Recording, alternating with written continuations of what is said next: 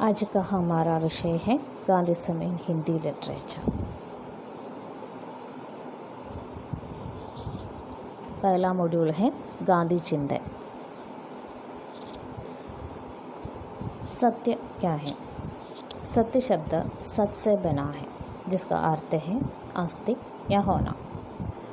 गांधी जी का मत है कि जो आदमी सत्य के प्रति प्रेम और निष्ठा द्वारा इसे अपने हृदय में सदा के लिए स्थापित करने में सफलता प्राप्त है, ये सबसे वंदनीय है। सत्य का रास्ता शूरवीरों का है, कायर को उस पर नहीं चलना चाहिए। सत्य बिना प्रेम के टिक नहीं सकता और स्वयं सिद्ध है।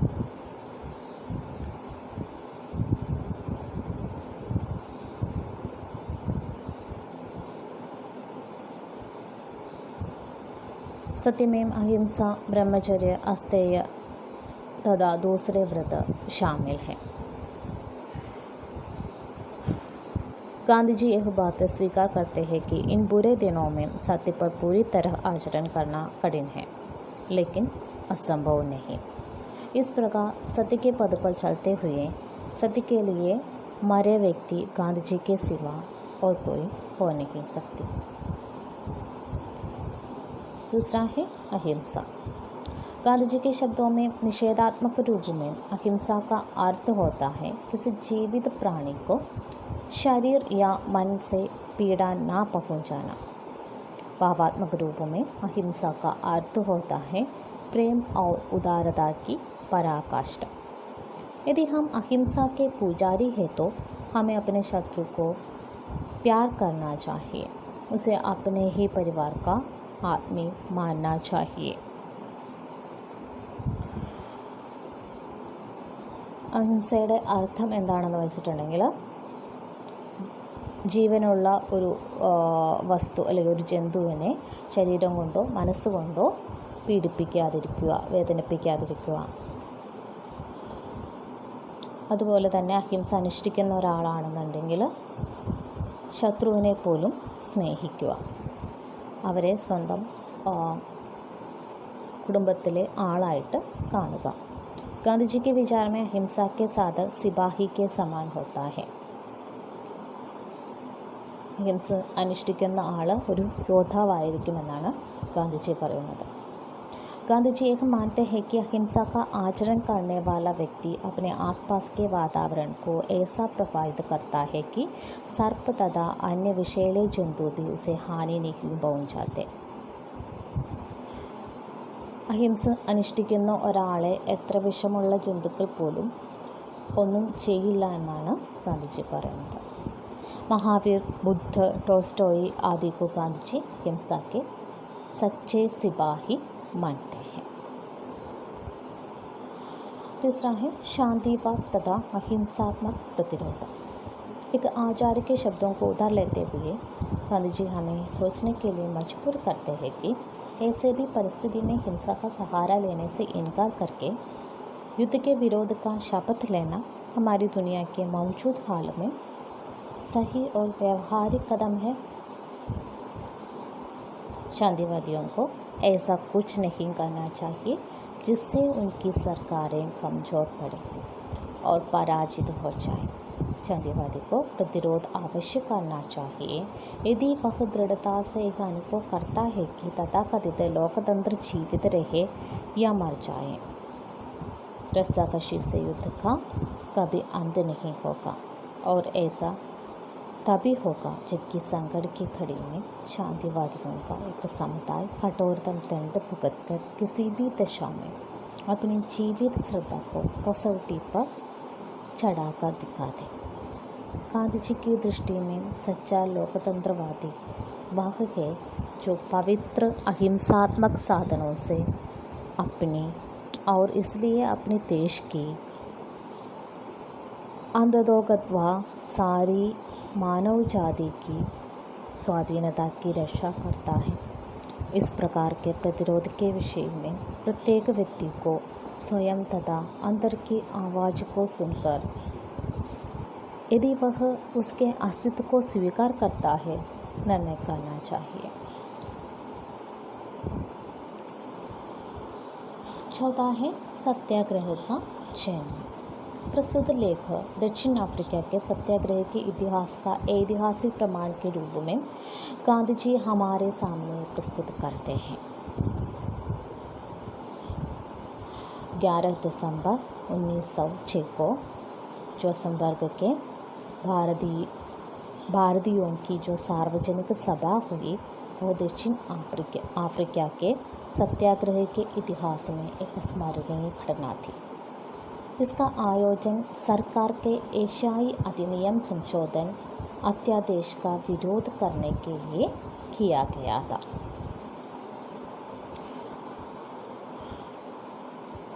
इस सभा के प्रस्ताव विशेष रूप से इस बात के लिए उल्लेख योग्य थे कि उनसे अनुचित कानूनों के विरुद्ध अहिंसक सीधी कार्यवाही का उसके फलितार्थ सहित श्री गणेश होता था।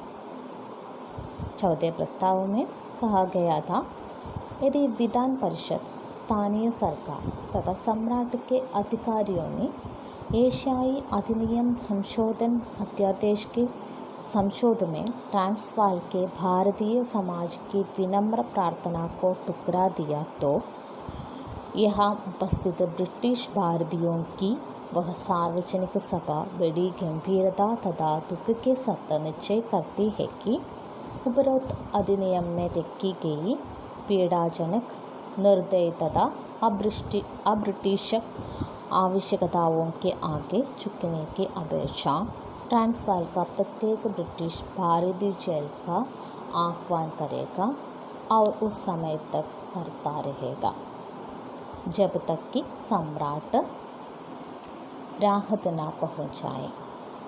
गांधी जी ने एक ऐतिहासिक व्याख्यान में इस प्रस्ताव को समझाया। गांधी जी वहाँ उपस्थित लोगों को भरोसा दिलाते हैं कि हम जितने कष्टों की कल्पना कर सकते हैं वे सब हमें भोगने पड़े। यह असंभव नहीं है और बुद्धिमानी इसी में है कि हम यह मानकर ही शपथ लें कि ये सारे कष्ट और इससे भी अधिक हमें भोगने ही होंगे। एक अच्छे नेता के गुणों का, उसकी दृढ़ता का परिचय गांधी जी के इन शब्दों में व्यक्त है। यदि मुट्ठी भर लोग ही अंतिम परीक्षा का सामना करने के लिए रह जाए, फिर भी मुझ जैसे व्यक्ति के लिए तो एक ही रास्ता होगा और वह यह है कि मर जाए पर कानून के आगे सिर न झुकाए।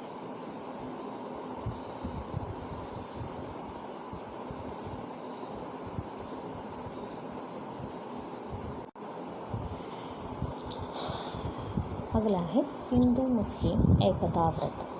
भारत की ऐसी एक विराट संस्कृति है जो सर्वधर्म समावेशी है। भारत के संविधान में धर्मनिरपेक्षता की बात की गई है, जिसके अनुसार सभी धर्मों को समान भाव से आदर करें।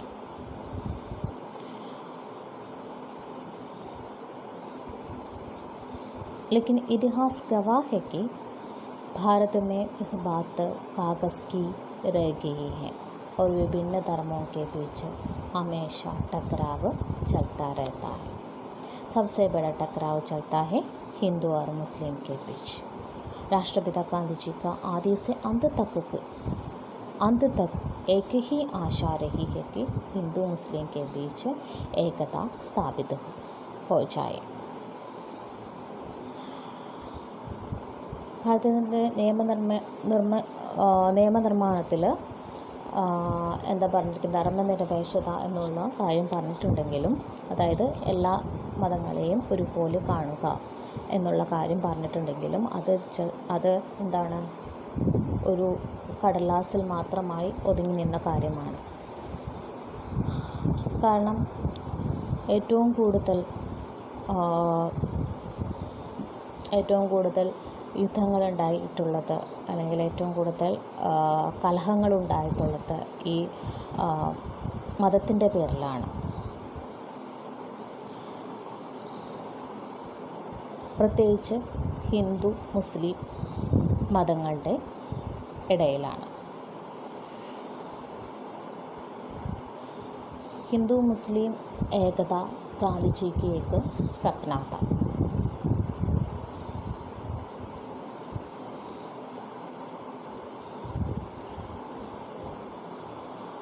प्रस्तुत लेख में गांधी जी हिंदू मुस्लिम एकता व्रत लेने के लिए हमें प्रेरणा देते हैं. गांधी जी के अनुसार साधारण संयम से जो काम संभव नहीं होते वे व्रतों की सहायता से, जिनके लिए असामान्य संयम ज़रूरी होता है, संभव हो जाते हैं. इसलिए ही वे एकता व्रत की बात करते हैं.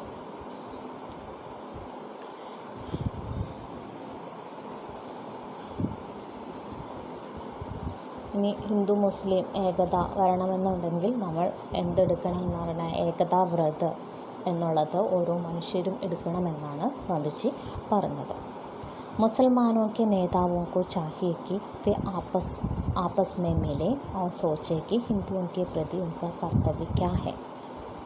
जब दोनों त्याग की भावना से प्रेरित होकर जब अपने अधिकार के लिए दबाव डालने की अपेक्षा वे एक दूसरे के प्रति अपने कर्तव्य का पालन करने का प्रयत्न करेंगे, तभी दोनों जमातों के बीच दीर्घकाल से चले आ रहे भेदभाव दूर होंगे. एक दूसरे धर्म के बीच आदर का भाव हमारे बीच के भेदभाव को मिटा सकता है. हमारा व्रत का तभी मूल्य होगा जबकि हिंदू और मुसलमान बहुत बड़ी संख्या में इस प्रयत्न में सम्मिलित होंगे.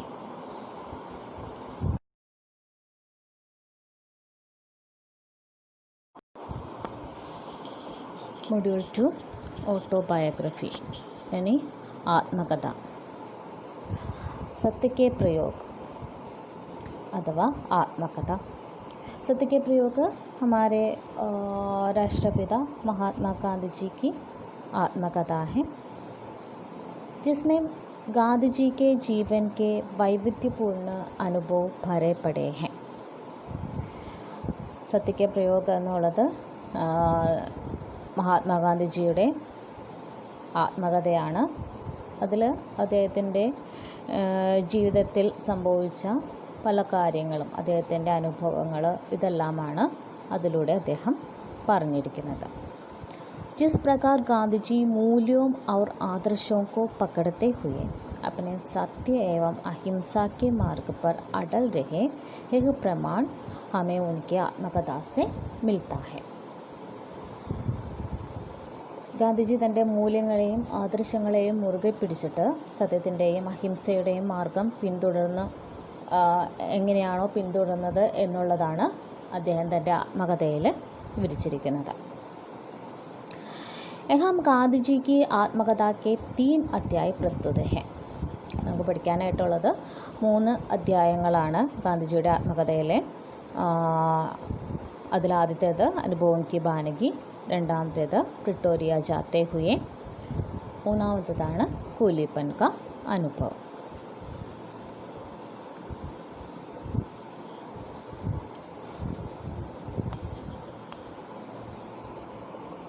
आदित्यता अनुभवों की बानगी. अनुभवों की बानगी में गांधी जी अपने दक्षिण अफ्रीका के अनुभव को हमारे सामने प्रस्तुत किया है. जब गांधी जी नैनीताल पहुँचे तो उन्हें पता चला कि वहाँ हिंदुस्तानियों की अधिक इज्जत नहीं है. അതായത് ആത്മകഥയിൽ അദ്ദേഹം പറഞ്ഞിരിക്കുന്നത് ദക്ഷിണാഫ്രിക്കയിൽ വെച്ച് അദ്ദേഹത്തിനുണ്ടായ അനുഭവങ്ങളൊക്കെയാണ്. അദ്ദേഹം നേട്ടാളിൽ ആദ്യമായിട്ട് എത്തിയപ്പോൾ അദ്ദേഹം മനസ്സിലാക്കിയത് എന്താണെന്ന് വെച്ചാൽ വഹാം ഹിന്ദുസ്ഥാനിയോക്ക് അധിക് ഇസ്സത്ത് നഹി ഹെ. അവിടെ ഹിന്ദുസ്ഥാനി എന്ന് പറഞ്ഞാൽ അവർക്ക് വലിയ വില കൽപ്പിച്ചിരുന്നില്ല. वहाँ उनसे लेने के लिए अब्दुल्ला सेठ आए हुए थे. तो वो वहाँ नैनीताल पहुँचे तो उन्हें गांधी जी को लेने के लिए अब्दुल्ला सेठ आए हुए थे, जो वहाँ रहते थे.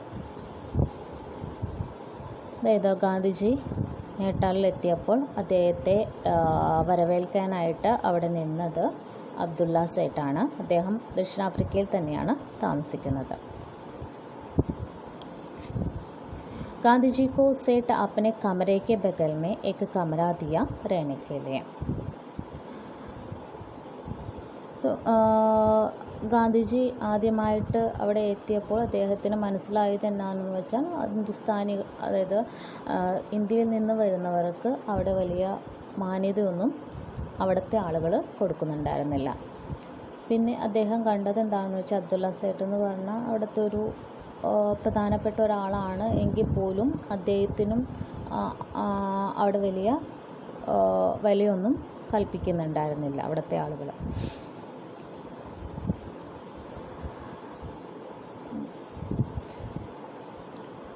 ഗാന്ധിജിയെ അദ്ദേഹം താമസിക്കുന്ന മുറിയുടെ സൈഡിലുള്ള ഒരു മുറി അദ്ദേഹത്തിന് താമസിക്കാനായിട്ട് നൽകി. अब्दुल्ला सेठ बहुत कम पढ़े लिखे थे, पर उनके पास अनुभव का ज्ञान बहुत था. അബ്ദുള്ള സേഠ് എന്ന് പറയുന്ന ആൾ വളരെ കുറച്ച് മാത്രമാണ് പഠിച്ചിട്ടുണ്ടായിരുന്നുള്ളൂ. പക്ഷെ അദ്ദേഹത്തിന് അനുഭവത്തിൽ നിന്ന് ഉണ്ടായിരുന്ന അറിവെന്ന് പറയുന്നത് അത് വളരെ വലുതായിരുന്നു. उनकी बुद्धि तीव्र थी. हिंदुस्तानी उनकी बहुत इज्जत करते थे. वहाँ के जो दक्षिण अफ्रीका के लोग उनकी इज्जत नहीं करते थे, फिर भी वहाँ के हिंदुस्तानी लोग अब्दुल्ला सेठ को बहुत इज्जत देते थे. അതായത് അവിടെ ഉള്ള ആളുകൾ, അവിടുത്തെ ദക്ഷിണാഫ്രിക്കയിലെ ആളുകൾ അബ്ദുള്ള സേഠിന് വലിയ മാന്യതയൊന്നും കൊടുക്കുന്നുണ്ടായിരുന്നില്ലെങ്കിലും അവിടെ ഉണ്ടായിരുന്ന ഹിന്ദുസ്ഥാനികൾ, ഇന്ത്യക്കാരായിട്ടുള്ള ആളുകൾ ഇദ്ദേഹത്തെ ഒത്തിരി ബഹുമാനിച്ചിരുന്നു. उन दिनों उनकी फर्म हिंदुस्तानियों की फेमों में सबसे बड़ी थी. उन्हें इस्लाम का अभिमान था. वे तत्वज्ञान की चर्चा के शौकीन थे. अरबी नहीं जानते थे, फिर भी कहना होगा कि उन्हें कुरान शरीफ की और आम तौर पर इस्लाम के धार्मिक साहित्य की अच्छी जानकारी थी. അദ്ദേഹത്തിൻ്റെ ഫേം അവിടുത്തെ ഹിന്ദുസ്ഥാനികളുടെ ഫേമുകളിൽ വെച്ചിട്ട് വളരെ വലിയൊരു ഫേമായിരുന്നു. അതുപോലെ അദ്ദേഹം ഒരു മുസ്ലിം ആണെന്നുള്ളത് അദ്ദേഹം അഭിമാനിച്ചിരുന്നു.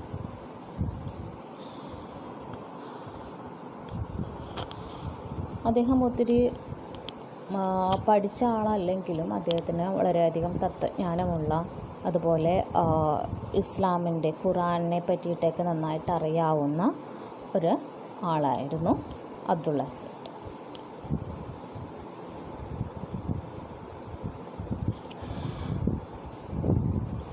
वे दूसरे या तीसरे दिन गांधी जी को टर्बन की अदालत दिखाने ले गए.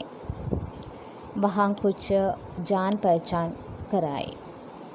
अदालत में उन्हें अपने वकील के पास बैठाया. मजिस्ट्रेट गांधी जी को बार बार देखता रहा.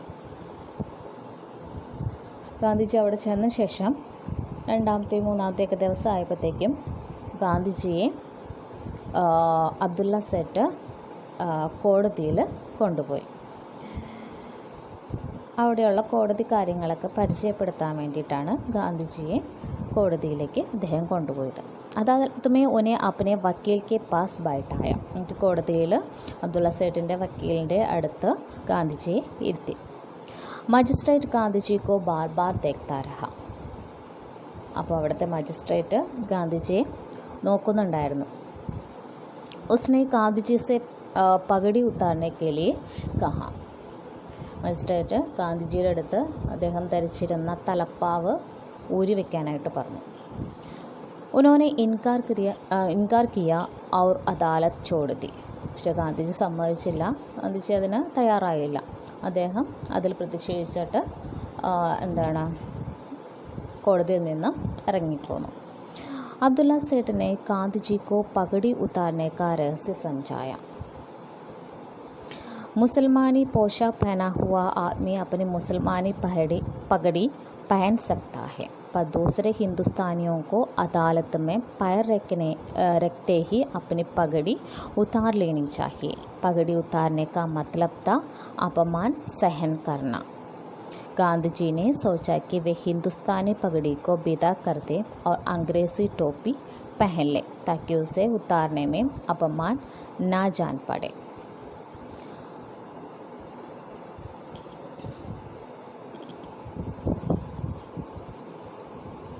അബ്ദുള്ള സെട്ട് ഗാന്ധിജിയോട് ഈ തലപ്പാവ് ഊരണമെന്ന് പറഞ്ഞതിൻ്റെ രഹസ്യം എന്താണെന്നുള്ളത് പറഞ്ഞു. എന്താണത്? മുസൽമാനി പോഷാക് പഹനാ ഹുവ ആദ്മി അപ്നി മുസൽമാനി പഗടി പഹൻ സക്താ ഹെ. മുസൽമാനായ ഒരു ആളിന് അദ്ദേഹത്തിൻ്റെ ഒരു ഡ്രസ്സുണ്ട്. ആ ഡ്രസ്സ് ധരിച്ചാൽ അദ്ദേഹത്തിന് മുസൽമാനി ആയിട്ടുള്ള മുസൽമാൻസ് ധരിക്കുന്ന തലപ്പാവ് ഊരേണ്ട ആവശ്യമില്ല. पर दूसरे हिंदुस्तानियों को अदालत में पैर रखते ही अपनी पगड़ी उतार लेनी चाहिए. പക്ഷേ മറ്റുള്ള മുസൽമാനി ഹിന്ദുസ്ഥാനികൾക്ക് കുഴപ്പമില്ല, അവരുടെ മതത്തിൻ്റെ ഭാഗമായ പഗടി ഊരേണ്ട ആവശ്യമില്ല. പക്ഷേ വേറൊരു മതത്തിൽപ്പെട്ട് ഹിന്ദുസ്ഥാനികൾ കോടതിയിൽ കാല് വച്ചാൽ തന്നെ എന്ത് വേണമായിരുന്നു? ഈ തലപ്പാവ് ഊരി വയ്ക്കണമായിരുന്നു.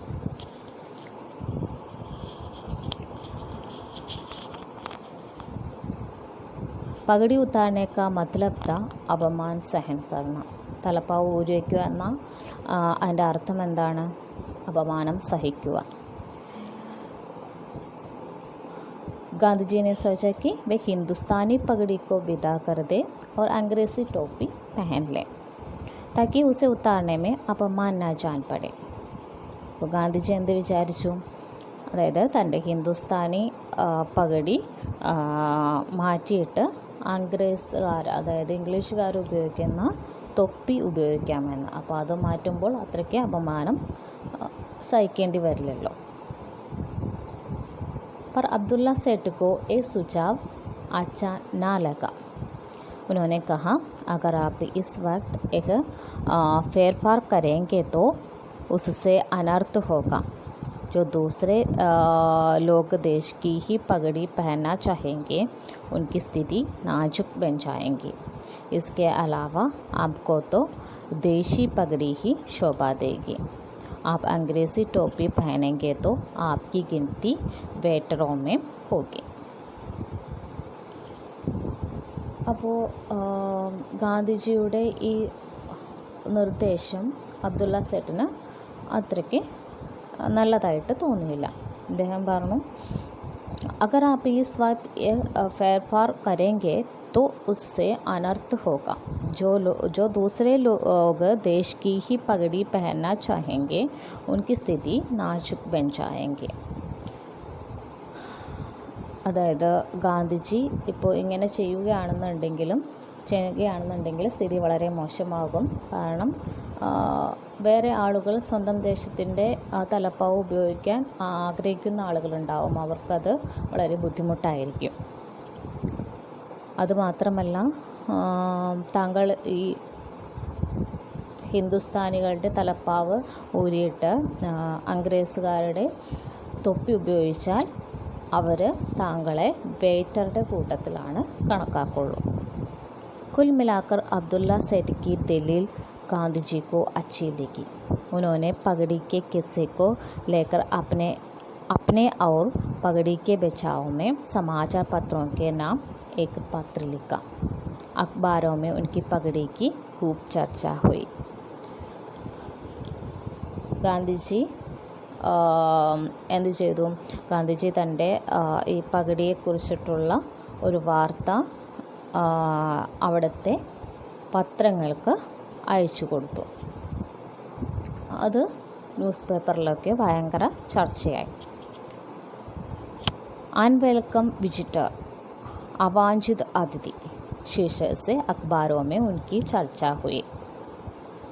ഏത് ഹെഡിങ്ങിലാണ് അദ്ദേഹത്തിൻ്റെ ഈ വാർത്ത വന്നത്? അൺവെൽക്കം വിസിറ്റർ അല്ലെങ്കിൽ അവാഞ്ചിത അതിഥി എന്നുള്ള രീതിയിൽ വലിയൊരു വാർത്തയായിട്ട് വന്നു.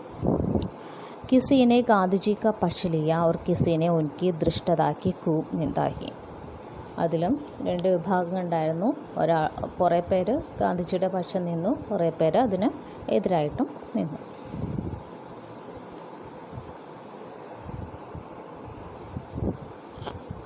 അടുത്തതാണ് प्रिटोरिया जाते हुए.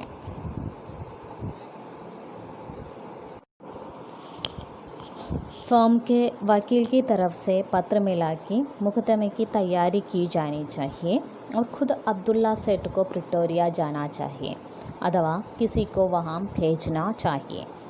अब्दुल्ला सेठ ने गांधी जी को वहाँ भेजना चाहा.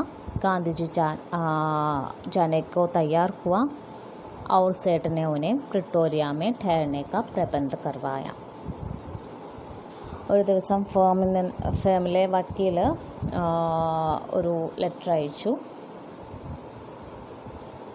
കേസിൻ്റെ തയ്യാറെടുപ്പുകൾ നടത്തണം, അതുകൊണ്ട് ഒന്നുകിൽ അബ്ദുള്ള സേട്ട് പ്രിട്ടോറിയക്ക് പോകണം, അല്ലെങ്കിൽ അദ്ദേഹത്തിന് പകരം വേറെ ആരെങ്കിലെയും വിടണം. അബ്ദുള്ള സേട്ടിനെ ഗാന്ധിജിക്ക് വഹാം ഭേജന ചാഹാം. അപ്പോൾ അബ്ദുള്ള സേട്ട് സ്വയം പോകാതെ ഗാന്ധിജിയെ തനിക്ക് പകരം വിടാനായിട്ട് ആലോചിച്ചു. ഗാന്ധിജി ജാനേക്കോ തയ്യാർ ഹുവ. സേഠിനെ ഉന്നെ പ്രിട്ടോറിയ മേ ठहरने का प्रबंध करवाया. അപ്പോൾ ഗാന്ധിജി അതിനുവേണ്ടി തയ്യാറായി. സേട്ട് അദ്ദേഹത്തിന് താമസിക്കാൻ വേണ്ടിയിട്ട് പ്രിട്ടോറിയയിൽ അതിനു വേണ്ട സൗകര്യങ്ങൾ ചെയ്യാനൊരുങ്ങി. गांधी 7वें या 8वें दिन टर्बन से खाना हुआ. उनके लिए पहले दर्जे का टिकट कटाया गया. അങ്ങനെ ഗാന്ധിജി അവിടെ നിന്നും പ്രിട്ടോറിയ പോവാനായിട്ട് തയ്യാറായി. അദ്ദേഹത്തിന് വേണ്ടിയിട്ട് ഫസ്റ്റ് ക്ലാസ് ടിക്കറ്റ് എടുത്തു.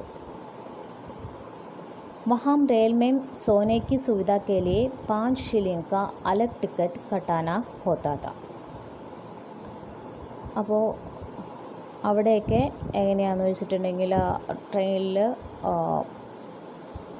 ഉറങ്ങണം എന്നുണ്ടെങ്കിൽ, ഉറങ്ങാനുള്ള കാര്യങ്ങൾ സ്ലീപ്പർ കിട്ടണം എന്നുണ്ടെങ്കിൽ 5 शिलिंग അധികം കൊടുക്കണമായിരുന്നു.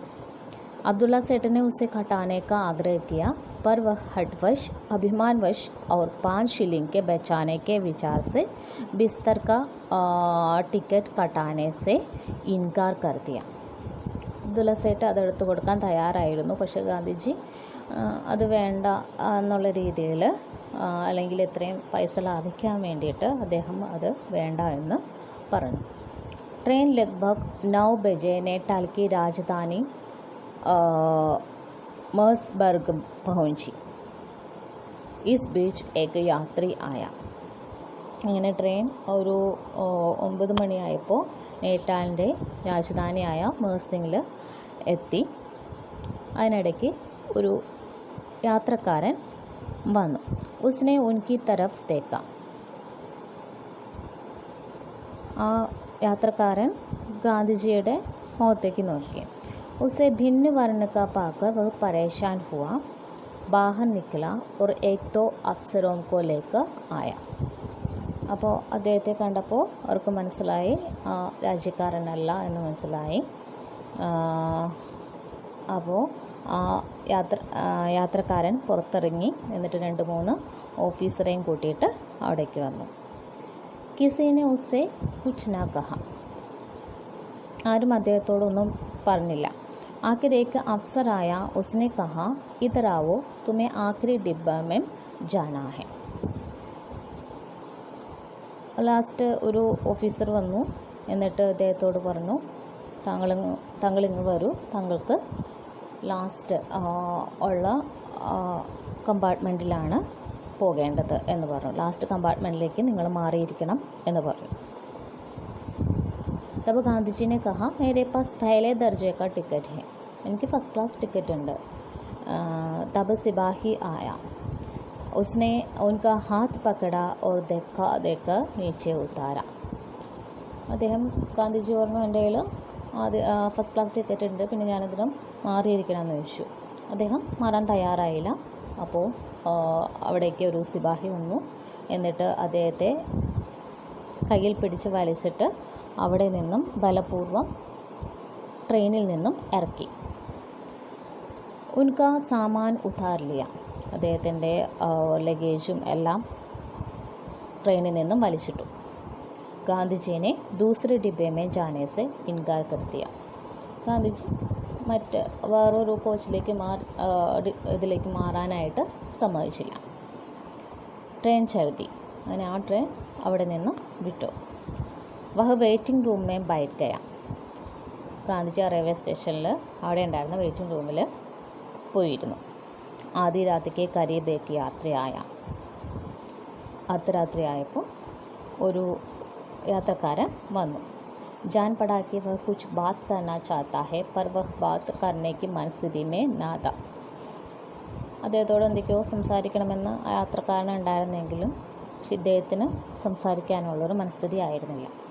उन्होंने अपने धर्म का विचार किया, या तो उसे अपने अधिकारों के लिए लड़ना चाहिए या लौट जाना चाहिए, नहीं तो जो अपमान हो उन्हें सहकर प्रिटोरिया पहुंच जाना चाहिए और मुकदमा ख़त्म करके देश लौट जाना चाहिए. स्वयं जो कष्ट सहने पड़े सो सब सहने चाहिए और उनका विरोध रग दोष को मिटाने की दृष्टि से ही करना चाहिए.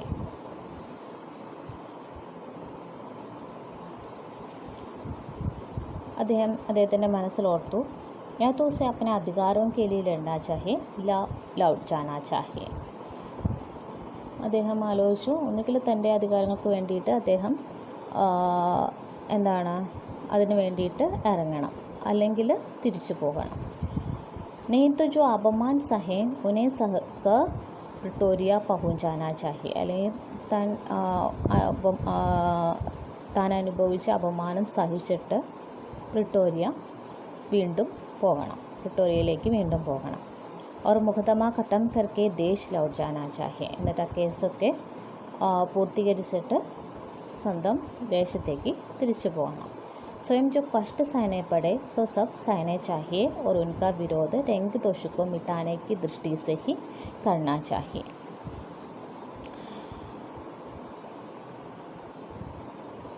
തനിക്കുണ്ടായ കഷ്ടനഷ്ടങ്ങളൊക്കെ സ്വയം സഹിച്ചിട്ട് ഈ അതായത് ജാതിവർണ്ണത്തെ ദൂരീകരിക്കുക എന്നുള്ള ദൃഷ്ടിയിൽ ഇതിനു വേണ്ടിയിട്ട് പ്രവർത്തിക്കണം. यह निश्चय करके उसने दूसरी ट्रेन में जैसे भी हो आगे ही जाने का फैसला किया. അദ്ദേഹം തീരുമാനിച്ചുറപ്പിച്ചു, അടുത്ത ട്രെയിനിൽ എങ്ങനെയെങ്കിലും പ്രിട്ടോറിയയ്ക്ക് തന്നെ പോവാനായിട്ട് തീരുമാനിച്ചു. सवेरे ही सवेरे उसने जनरल मैनेजर को शिकायत का लंबा तार भेजा. दादा अब्दुल्ला को भी ഖബർ भेजी. രാവിലെ തന്നെ അദ്ദേഹം എന്തു ചെയ്തു, ജനറൽ മാനേജറിന് ഒരു വലിയ പരാതി എഴുതിയിട്ട് അത് പോസ്റ്റ് ചെയ്തു. ദാദാ അബ്ദുള്ള को भी ഖബർ भेजी. അബ്ദുള്ള സേഠിനും ഈ കാര്യത്തെക്കുറിച്ചിട്ട് അറിയിച്ചു. अब्दुल्ला सेठ तुरंत जनरल मैनेजर से मिले. जनरल मैनेजर ने बतलाया कि उन्हें बिना किसी रुकावट के उनके स्थान तक पहुंचाने के लिए स्टेशन मास्टर को कह दिया गया है. അബ്ദുള്ള സേട്ട് അപ്പോൾ തന്നെ ജനറൽ മാനേജറിനെ കണ്ടു. ജനറൽ മാനേജർ പറഞ്ഞു, അദ്ദേഹത്തിന് ഒരു ബുദ്ധിമുട്ടും വരുത്താതെ അദ്ദേഹത്തിൻ്റെ സ്ഥാനത്ത് എത്തിക്കാനായിട്ട് സ്റ്റേഷൻ മാസ്റ്ററോട് പറഞ്ഞിട്ടുണ്ടെന്ന് പറഞ്ഞു. अब्दुल्ला सेठ ने मेरिट्सबर्ग के हिंदू व्यापारियों को भी गांधी जी से मिलने और उनकी सुख सुविधा का ख्याल रखने का थार भेजा. പിന്നെ അബ്ദുള്ള സേട്ട് എന്ത് ചെയ്തെന്ന് വെച്ചിട്ടുണ്ടെങ്കിൽ മേഴ്സിംഗ്ബർഗിലെ ഹിന്ദു വ്യാപാരികളോട് ഗാന്ധിജി ചെന്ന് കാണാനും അദ്ദേഹത്തിന് എന്തെങ്കിലും ബുദ്ധിമുട്ടുകളുണ്ടോ, എന്തെങ്കിലും കാര്യങ്ങൾ ആവശ്യമുണ്ടോ എന്നൊക്കെ നോക്കാനുമായിട്ട് ഒരു ടെലഗ്രാം ചെയ്തു. इससे व्यापारी गांधी जी को मिलने स्टेशन पर आए. അങ്ങനെ ഈ വ്യാപാരികൾ ഗാന്ധിജിയെ കാണാനായിട്ട് സ്റ്റേഷനിലെത്തി. उन्होंने अपने ऊपर पड़ने वाले कष्टों की कहानी उनको सुनाई और कहा कि आप पर जो बीती है उसमें आश्चर्य की कोई बात नहीं है. जब हिंदुस्तानी लोग पहले या दूसरे दर्जे में सफ़र करते हैं तो अधिकारियों और यात्रियों की तरफ से रुकावट खड़ी होती ही है. വ്യാപാരികൾ ഇദ്ദേഹത്തെ വന്ന് കണ്ടു. എന്നിട്ട് പറഞ്ഞു വ്യാപാരികൾ അനുഭവിച്ചിരുന്ന കഷ്ടതകളെ പറ്റിയിട്ട് ഇദ്ദേഹത്തോട് പറഞ്ഞു. അതുമാത്രമല്ല, ഹിന്ദുസ്ഥാനിൽ നിന്ന് വരുന്ന ആളുകൾ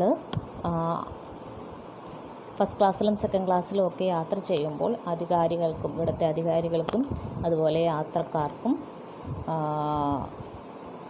ഇഷ്ടപ്പെടാറില്ല. दिन ऐसे ही बातें सुनने में बीता. रात पड़ी, ट्रेन आई. गांधी जी के लिए जगह तैयार ही थी. बिस्तर का जो टिकट उसने टर्बन में कटाने का इनकार किया वह മേഴ്സിംഗ്ബർഗ് में കട്ടായ. അങ്ങനെ അവരുമായിട്ട് സംസാരിച്ചിരുന്നു. രാത്രിയായപ്പോൾ ട്രെയിൻ വന്നു. അദ്ദേഹത്തിന് വേണ്ടിയിട്ടുള്ള എല്ലാ കാര്യങ്ങളും അതിൽ ചെയ്തിട്ടുണ്ടായിരുന്നു. അപ്പോൾ അദ്ദേഹം ടർബനിൽ നിന്ന് കയറിയപ്പോൾ അദ്ദേഹം പൈസ ലാഭിക്കാൻ വേണ്ടിയിട്ട് എന്ത് ചെയ്തിരുന്നു,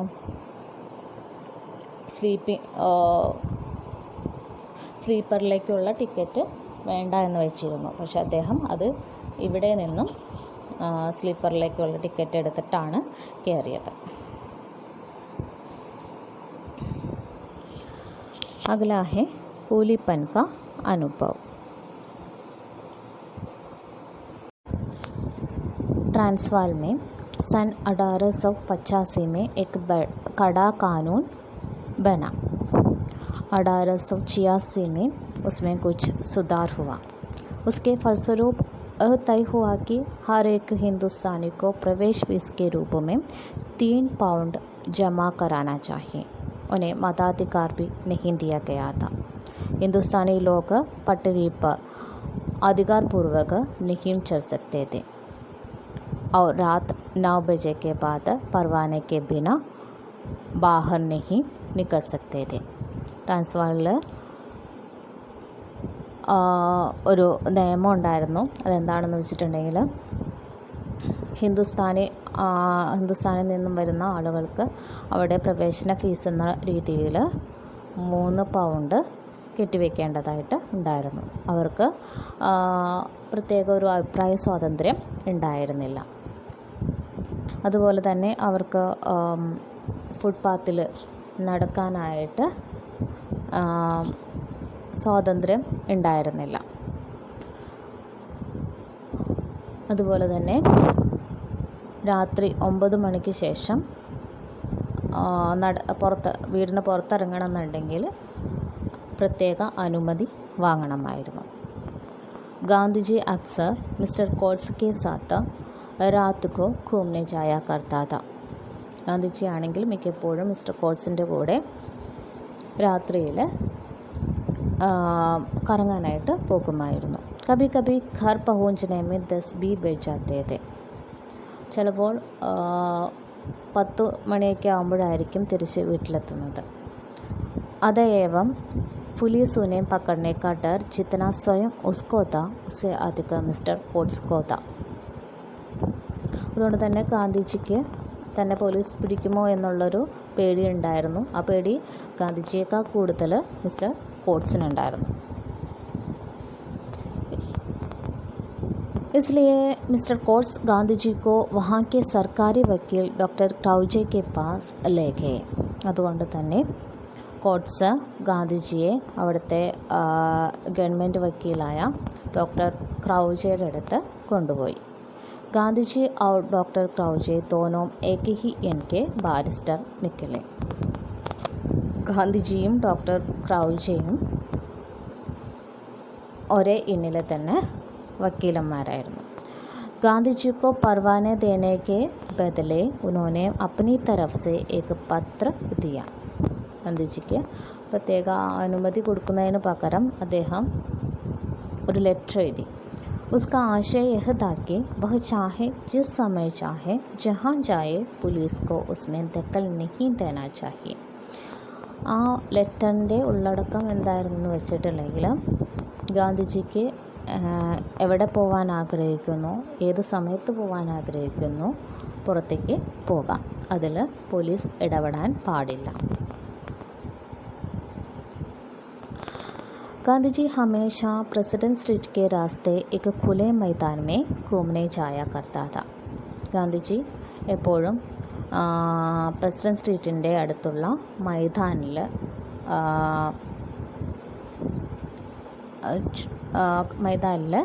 നടക്കാനായിട്ട് പോകാറുണ്ടായിരുന്നു. ഇസ് മുഹല്ലെ പ്രസിഡൻറ്റ് ക്രൂഗർ ക കർദ, അവിടെയായിരുന്നു പ്രസിഡൻറ്റ് ക്രൂഗറിൻ്റെ വീട്. एक घर सब तरह के आडंबरों से रहित था. घर के सामने पहरा देने वाले संतरी को देखकर ही पता चलता था कि यह किसी अधिकारी का घर है. അതായത് അവിടെയുള്ള മറ്റ് വീടുകൾ പോലെ തന്നെയായിരുന്നു ഇദ്ദേഹത്തിൻ്റെ വീടും. പ്രത്യേകിച്ച് അതിന് വിശേഷതകളൊന്നും ഉണ്ടായിരുന്നില്ല. അപ്പോൾ ആ വീട്ടിൽ സെക്യൂരിറ്റിയെ കാണുമ്പോൾ മാത്രമാണ് മനസ്സിലാകുന്നത് അത് എന്തോ ഒരു അധികാരിയുടെ വീടാണെന്നുള്ളത് മനസ്സിലാക്കുക. वो प्रायः हमेशा ही इस सिपाही के बिल्कुल पास से होकर निकलता था. അദ്ദേഹമാണെങ്കിൽ എപ്പോഴും അവിടെ നിൽക്കുന്ന സെക്യൂരിറ്റിയുടെ അടുത്തുകൂടിയാണ് അദ്ദേഹം എപ്പോഴും നടന്നു പോകാറുള്ളത്. पर वह उससे कुछ नहीं कहता था. പക്ഷേ അദ്ദേഹത്തെ സെക്യൂരിറ്റി ഒന്നും പറയാറുണ്ടായിരുന്നില്ല. സിപാഹി സമയ पर बदला करते थे. ഈ സെക്യൂരിറ്റി എപ്പോഴും മാറിക്കൊണ്ടിരുന്നു. एक बार एक सिपाही ने बिना चेताए बिना पटरी पर से उतर जाने को कहे गांधी जी को धक्का मारा, लात मारी और नीचे उतार दिया.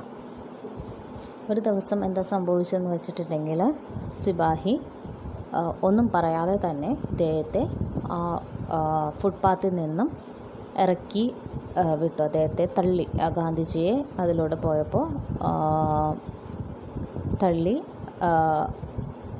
ആ ഫുട്പാത്തിൽ നിന്നും ഇറക്കി വിട്ടു. കോട്ട്സ് ദേക്കർ ആ രഹേ थे. ഇത് കോട്ട്സ് കണ്ടുകൊണ്ട് വരികയായിരുന്നു. उसने गांधी जी से कहा कि आप मुकदमा चलाना चाहे तो मैं गवाही दूंगा, लेकिन गांधी जी इनकार किया. എന്നിട്ട് അദ്ദേഹം ഗാന്ധിജിയോട് പറഞ്ഞു, തങ്ങളിത് കേസ് നടത്താൻ ആഗ്രഹിക്കുന്നുണ്ടെങ്കിൽ ഞാനിതിന് സാക്ഷിയാവാം, ഞാൻ അതിന് സാക്ഷി പറയാം.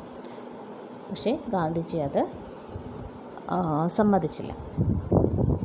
कोर्स ने उस सिपाही से बात की और उसे उलाहना दिया. सिपाही ने गांधी जी से माफ़ी मांगी. इस घटना ने प्रवासी भारतीयों के प्रति गांधी जी की भावना को अधिक तीव्र बना दिया. इस तरह उसने हिंदुस्तानियों की दुर्दशा का ज्ञान पढ़कर, सुनकर और अनुभव करके प्राप्त किया. उसने देखा कि स्वाभिमान की रक्षा चाहने वाले हिंदुस्तानियों के लिए दक्षिण अफ्रीका ഉപയുക്ത ദേശ് നഹി ഹെ. എന്നിട്ട് കോട്ട്സ് സെക്യൂരിറ്റിയോട് പറഞ്ഞ് മനസ്സിലാക്കി.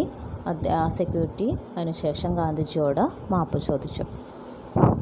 അങ്ങനെ ഗാന്ധിജി അങ്ങനെയാണ് തൻ്റെ അനുഭവങ്ങളിലൂടെയും തൻ്റെ അറിവിലൂടെയുമാണ് അവിടുത്തെ പ്രവാസി ഭാരതീയർക്കുള്ള ബുദ്ധിമുട്ടുകൾ എന്തൊക്കെയാണെന്ന് മനസ്സിലാക്കിയത്.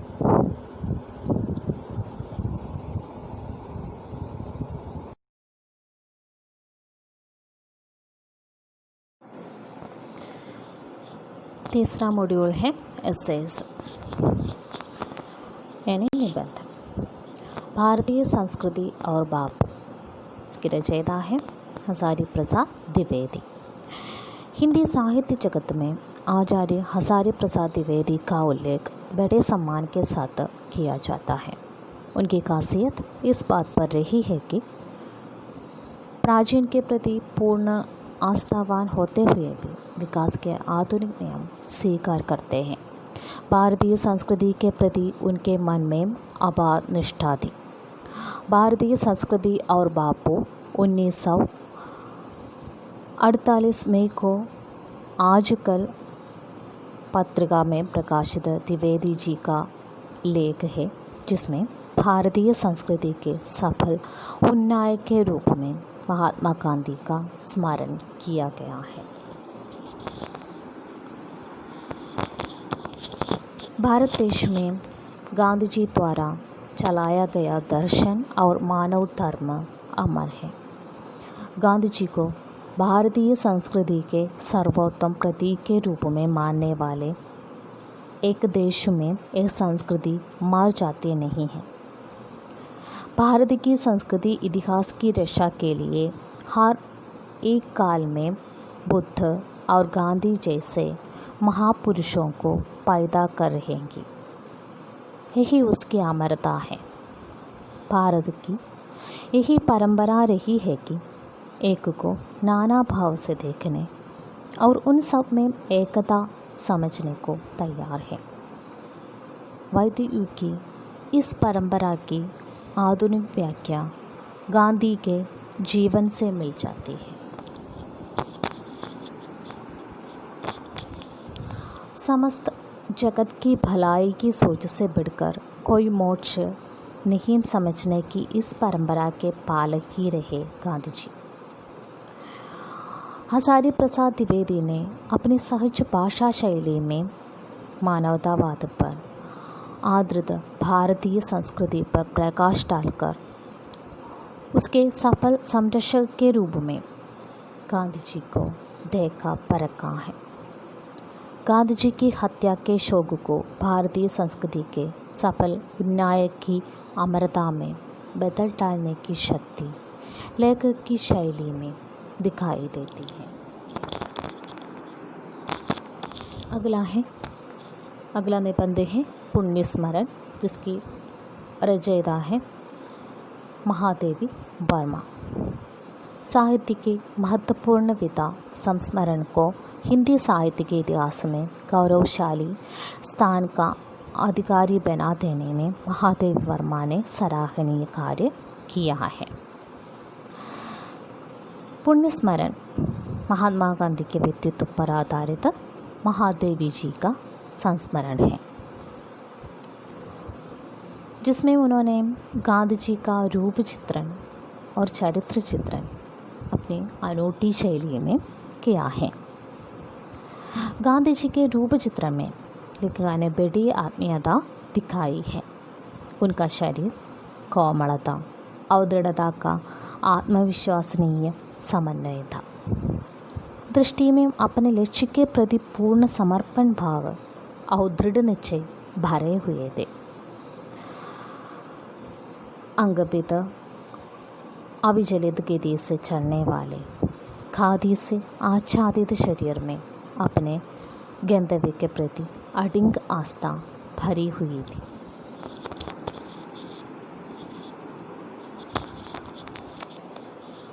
लोग से आत्मसंबंध स्थापित करके उपेक्षा की दृष्टि से देखने वालों को भी अपनी ओर खींचने की शक्ति उनके व्यक्तित्व में निहित थी।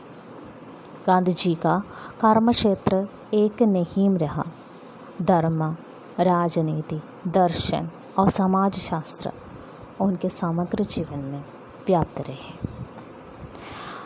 महादेवी जी ने अपनी काव्यमयी भाषा शैली में भारतवासियों के महापुरुष का चित्रांकन अत्यंत प्रभावमयी ढंग से किया है।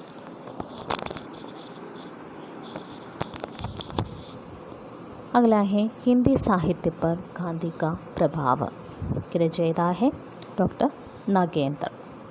हिंदी साहित्य पर गांधी का प्रभाव नागेंद्र का आलोचनात्मक लेख है, जिसमें प्रत्यक्ष परोक्ष रीतियों से हिंदी साहित्य पर प्रभाव डालने वाले गांधी जी के व्यक्तित्व, आदर्श और जीवन मूल्यों पर चर्चा की गई है। गांधी के व्यक्तित्व और व्यक्तिगत उपलब्धियाँ, नैतिक आदर्श, सामाजिक राजनीतिक सिद्धांत एवं कार्यक्रम आदि प्रत्यक्ष रूप से हिंदी साहित्य को प्रभावित करने वाले तत्व हैं।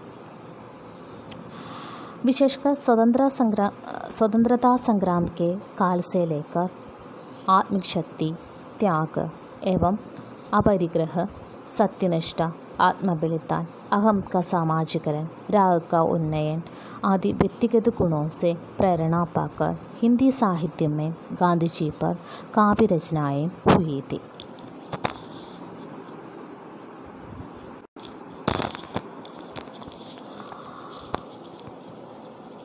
प्रेमचंद के उपन्यासों के अनेक पात्रों में गांधी के सत्य अहिंसा सिद्धांतों का अनुकरण मिलता है। गांधी के सर्वोदय कार्यक्रमों की चर्चा भी हिंदी साहित्य में खूब चली है। सत्य के साथ अहिंसा की संकल्पना भी नई दृष्टि से प्रस्तुत की गई है। वैर त्याग और पर दुख का दर्द को समन्वित कर अहिंसा के सर्जनात्मक पक्ष को गांधी जी ने उजागर किया। सैद्धांतिक प्रेरणा नहीं, क्रियात्मक व्यवहार को सामने लाकर गांधी जी का व्यक्तित्व साहित्य के लिए सदा प्रेरक रहा। उनका जीवन ही उनका संदेश रहा, जीवन और साहित्य के लिए। अतः साहित्य पर गांधी जी का प्रभाव प्रत्यक्ष से बढ़कर परोक्ष ही अधिक सफल रहा है।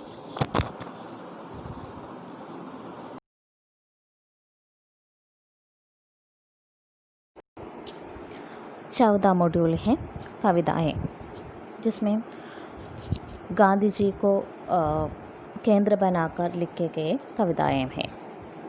उसमें पहला है तीन आयाम। तीन आयाम माउदली शरण गुप्त जी की कविता है। तीन आयाम कविता में गुप्त जी ने गांधीवादी विचारधारा को हमारे सामने रखा है। इसमें गांधी जी से संबंधित तीन पक्षों पर कवि प्रकाश डालते हैं। पहले पक्ष में कवि बताते हैं कि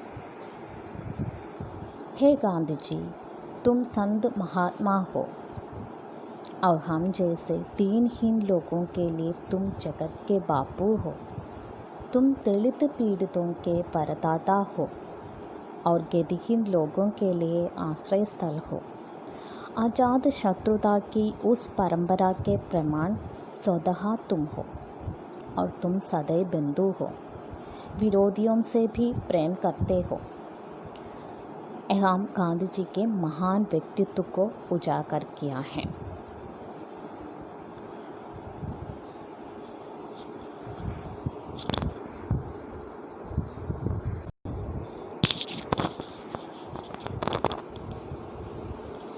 ഇതിൽ ഗാന്ധിജിയുടെ മഹത്തായ വ്യക്തിത്വത്തെക്കുറിച്ചിട്ടാണ് കവി പറഞ്ഞിരിക്കുന്നത്.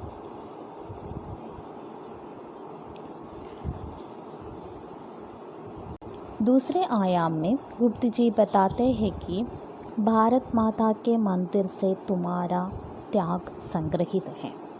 तुम्हारा बाह्य व्यक्तित्व जो है वह हमारे ही वर्तमान व अंतर मार्ग है, किंतु तुम्हारे अंतरंग में ही हमारा अतीत जाग उड़ा है। हे बापू, विग्रह हमारे भविष्य को तुम्हारा सुमन पराग मिले। यहाँ विशेषकर गांधी जी को प्रेरणादायक शक्ति के रूप में कवि गुप्त जी ने प्रस्तुत किया है। दूसरे आयाम में कवि ने गांधी जी की जो प्रेरणादायक शक्ति का रूप है उसे हमारे सामने प्रस्तुत किया है। तीसरे आयाम में गांधी जी की हत्या पर कवि लज्जा प्रकट करते हैं।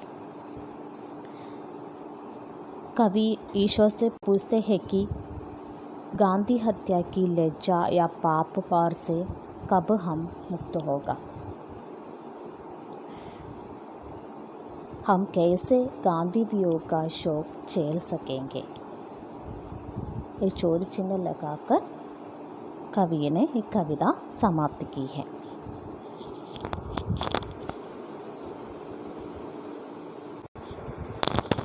दूसरी कविता है मेरे जननायक की वाणी। इसकी रचनाकार हैं बालकृष्ण शर्मा नवीन। मेरे जननायक की वाणी नवीन की एक जो चर्चित कविता है।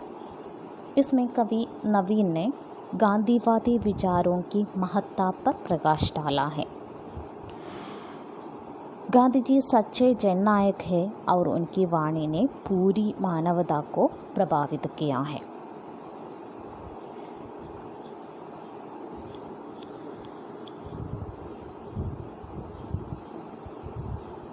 कवि बताते हैं कि गांधी जी की वाणी नव उद्बोधन का स्वर है और एक वाणी नव निर्माण की प्रेरणा देती है।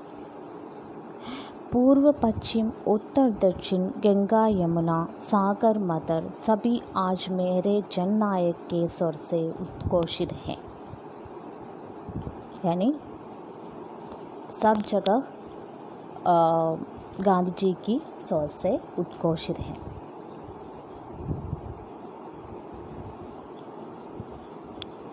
गांधी जी की वाणी निबिड़ वनों तथा घन तिमिरों को चीरते हुए आई है और तेजस्वी किरणों को लेकर यह वाणी आई।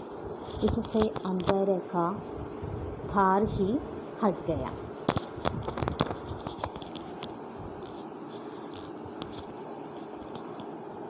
ഗാന്ധിജിയുടെ കവി പറയുന്നത് എന്താണെന്ന് വെച്ചാൽ ഗാന്ധിജിയുടെ വാണി എന്ന് പറയുന്നത് എന്താണ്? निबिड़ वनों तथा तिमिरों को चीरती हुई आई है। गांधी जी की यह वाणी निबिड़ वनों तथा घन तिमिरों को चीरते हुई आई है और तेजस्वी किरणों को लेकर यह वाणी आई है। इससे अंधेरे का भार ही कट गया। ഈ വാണി എന്ന് പറയുന്നത് ഗാന്ധിജിയുടെ സ്വരം എന്ന് പറയുന്നത് എങ്ങനെയാണെന്നാണ് പറയുന്നത്? തേജസ്വി കിരണോ കോ ലേക്കർ एक वाणी आई है।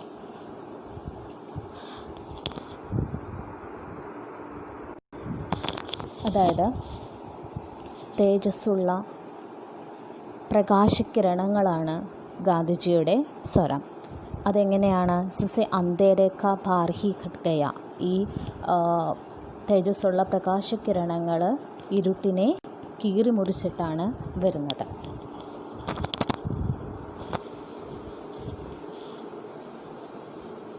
हम कवि ने गांधी जी की वाणी का असर और गांधीवादी मूल्यों की सहानता पर प्रकाश डाला है।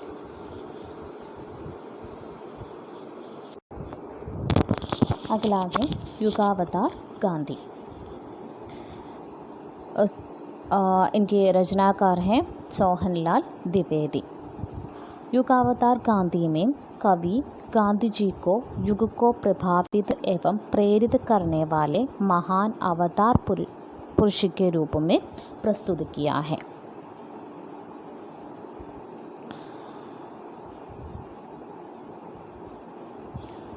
गांधी जी के सत्य अहिंसा त्याग जैसे मूल्यों की ओर सब आकर्षित हो गए। कवि उन कोटि चरणों कोटि बाहुओं कोटि रूपों का प्रणाम करते हैं जिन्होंने गांधी जी के रास्ते को अपनाया।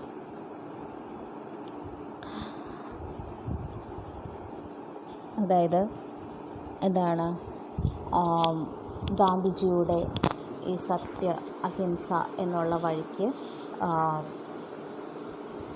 ആ വഴി തിരഞ്ഞെടുത്ത ആളുകളെ കവി പ്രണമിക്കുന്നു. कवि की राय में गांधी जी का मौन युग का मौन है।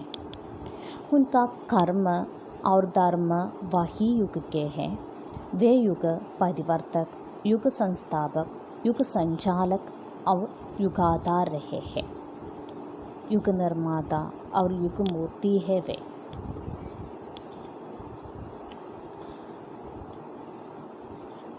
तो कवि कहते हैं कि गांधी जी युग परिवर्तक है युग संस्थापक है युग संचालक है और युगाधार है और युग निर्माता है और युग मूर्ति भी है। गांधी जी ने युग युग की रूढ़ियों को तोड़कर नया सृजन करता रहा।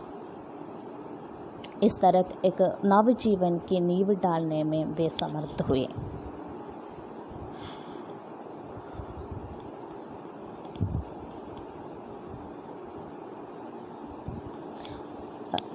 അതായത് കവി പറയുന്നത് എന്താണെന്ന് വെച്ചാൽ ഗാന്ധിജി പുതിയൊരു യുഗത്തെ സൃഷ്ടിച്ചെടുക്കാൻ പരിശ്രമിച്ചിരുന്നു. അത്യാചാരങ്ങളൊക്കെ ഈ സമൂഹത്തിൽ നിന്ന് മാറ്റിയിട്ട് പുതിയൊരു യുഗത്തെ കെട്ടിപ്പടുക്കാൻ ഗാന്ധിജി പരിശ്രമിച്ചിരുന്നു. गांधी ने धर्म के बाह्याडंबर पर प्रहार किया। वे मानवता के मंदिर के निर्माण में व्यस्त रहे। गांधी जी धर्म के जो बाह्याडंबर है उसके विरोधी थे। वे मानवता पर विश्वास करते थे और कुर्बानी पर उन्होंने बल दिया था। उनके नेतृत्व में हुई लड़ाई ने ब्रिटिश साम्राज्य के सिंहासन और राजमुकुट को कांबा दिया। प्रस्तुत कविता में एक और गांधी जी के प्रभावशाली व्यक्तित्व पर कवि द्विवेदी ने लिखा तो दूसरी ओर वर्तमान युग में गांधीवादी मूल्यों की जो महत्ता है उसी पर हमारा ध्यान आकर्षित किया है।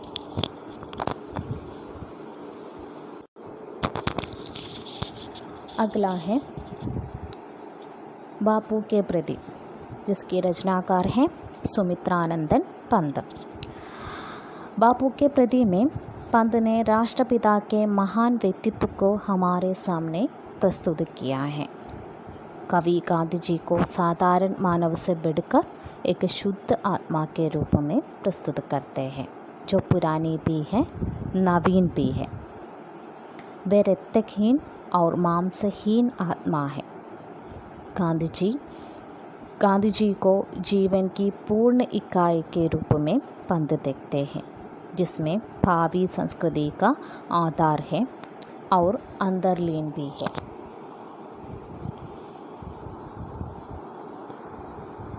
कवि कहते हैं कि तुमने नग्न पशुता को ढांक लिया, तुम नव संस्कृति के पुत्र हो। तुमने छुआछूत की भावना को दूर करने का प्रयास किया।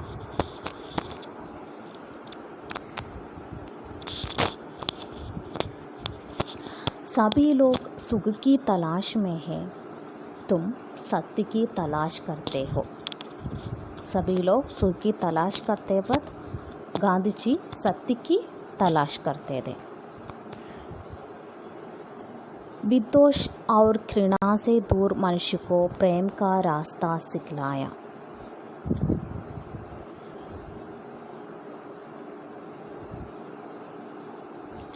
आगे कवि निरस्त्र समर सत्याग्रह आदि का महत्व बताते हैं।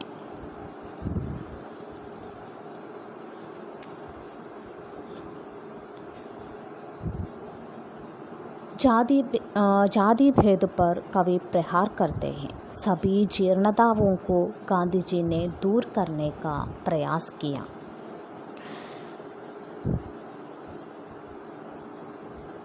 सत्य एवं अहिंसा का प्राण उन्होंने फूंक दिया। दुनिया को एकता का पाठ उन्होंने दिखाया।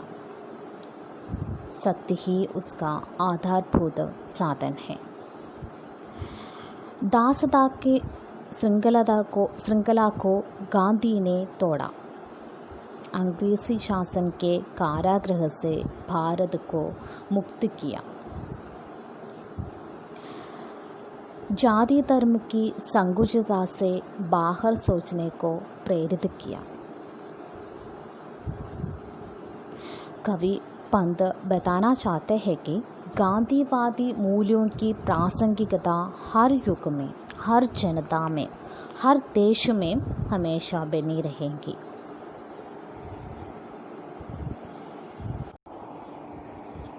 अगला है खादी के फूल, जिसकी रचनाकार है बच्चन। खादी के फूल में कवि बच्चन गांधी जी को युग दृष्टा और सृष्टा के रूप में देखते हैं। उनके तपस्वी व्यक्तित्व को कवि रेखांकित करते हैं।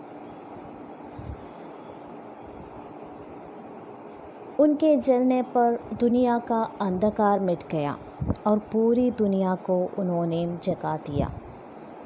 यानी गांधी जी स्वयं चलकर दुनिया को रोशनी दिया। हमें इस अंधकार को, दुनिया में भरा हुआ अंधकार को उन्होंने मिटा दिया।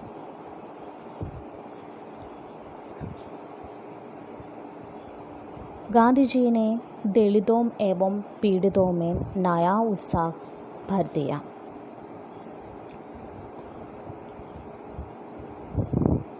जीवन से मृत्यु तक गांधी जी ने जनसेवा का व्रत ले रखा था।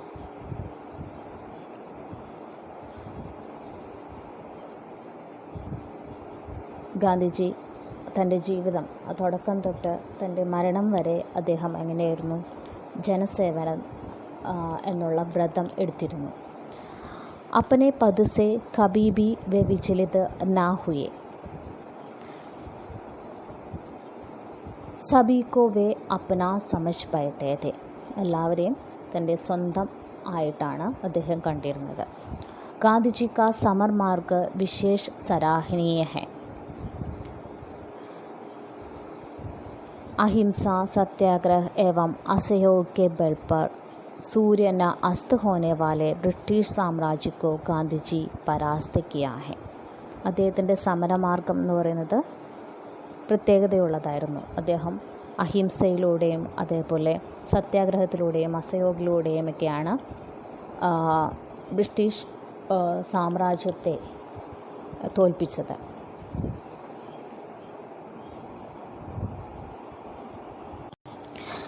अगला है बापू, जिनके रचनाकार हैं दिनकर.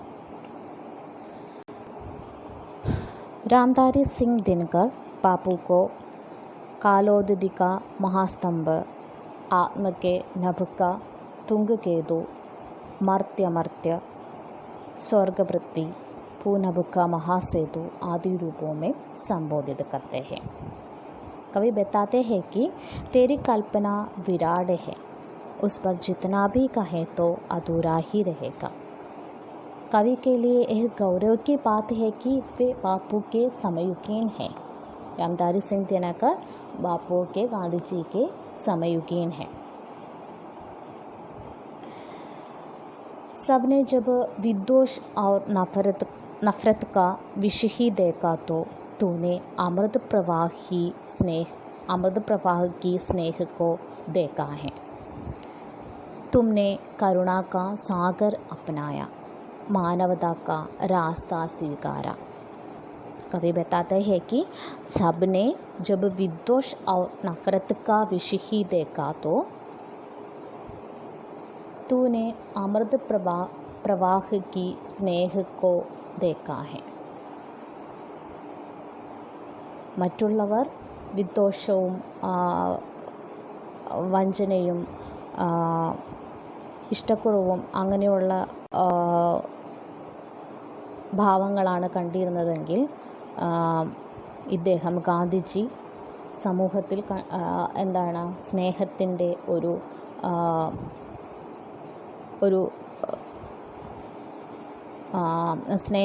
സ്നേഹമാണ് കൂടുതൽ അദ്ദേഹം കണ്ടിരുന്നത് മറ്റുള്ളവരിൽ.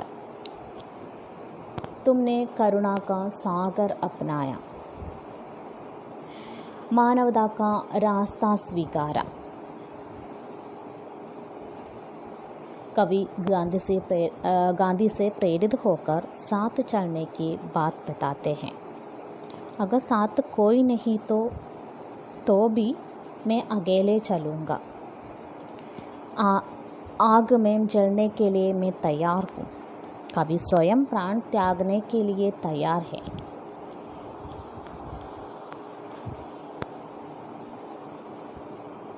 कवि गांधी जी से प्रेरित थे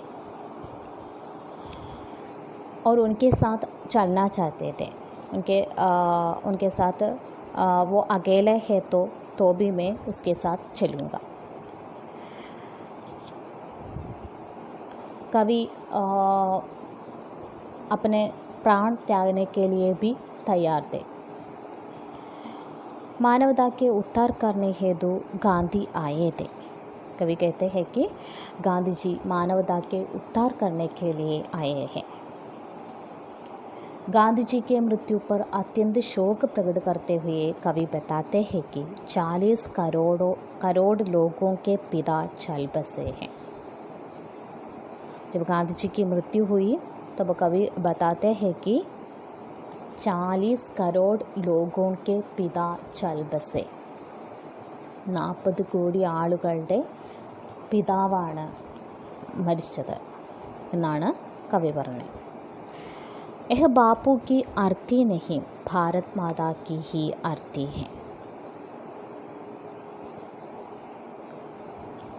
ഈ ശവമഞ്ചം എന്ന് പറയുന്നത് ഗാന്ധിജിയുടെ അല്ല, ബാപ്പുവിൻ്റെ അല്ല, മറിച്ച് ആരുടെയാണെന്നാണ് പറയുന്നത്? ഭാരത് മാതയുടെയാണ്. कवि श्री राम कृष्ण ईसा और बुद्ध से गांधी जी की तुलना करते हैं. कवि गांधी जी की तुलना श्री राम कृष्ण ईसा बुद्ध आदि ईश्वर से करते हैं. कवि ने कुछ पंक्तियों में गांधी जी की महानता एवं पावनता को प्रतिष्ठित करने का प्रयास किया है. दूसरी ओर ऐसे निस्वार्थ मानव सेवी की दशा ऐसी है तो दुनिया का भविष्य क्या हो सकता है, यह प्रश्न चिन्ह भी डाला है.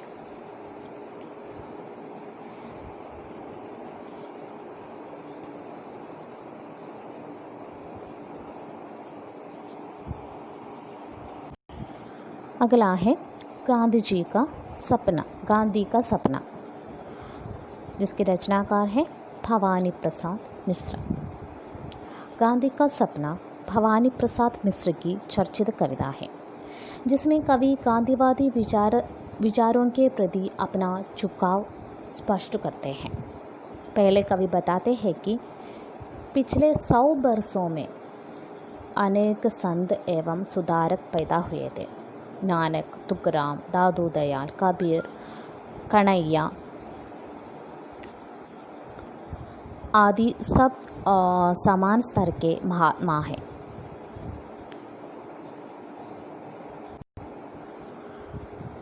उनके काम भी महान है.